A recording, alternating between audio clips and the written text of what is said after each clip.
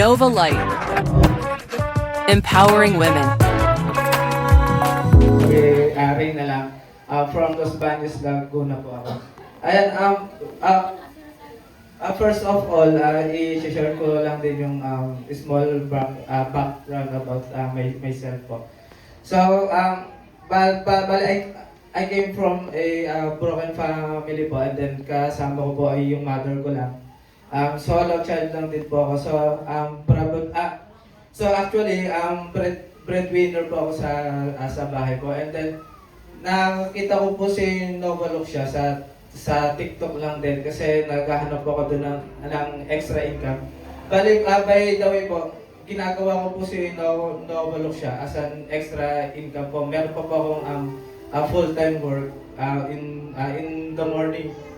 So, ayun, syempre, first of all, nag-struggle din ako noon sa pag-invite kasi nga, bagong industry to, bagong aspeto ba ng pagtatrabaho, yun, ganun. Tapos, at first, nagkaroon din ako ng doubt nga, kasi nga, siya, via WhatsApp yung parang, yung chat or yung training. And then, nung first time kasi ako nagkaroon ng WhatsApp, ang daming mga nagko-call sa akin ng mga Indiano ba, ng mga ayun, good thing naman kay Nova Luxia po.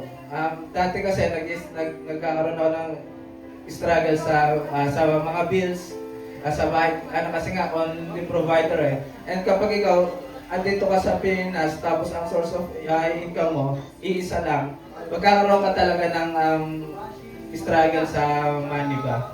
So ayun, thankful ako kay Nova Luxia kasi lahat ng bills ko, si Nova Luxia na yung nagpo-provide. Dati nagkaka-problema ako na kapag andyan na yung bills.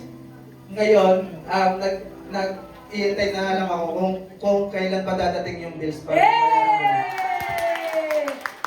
And also, nagpapasalamat ako sa mga members ko. Ayan, kay Johan, Jessrick, Adrian. Thank you. Kung di kayo nagtiwala sa akin, wala ako dito. Thank you, guys. Isang nanay na naman ang magiging masaya pag-uwi, kaya naman ilabas na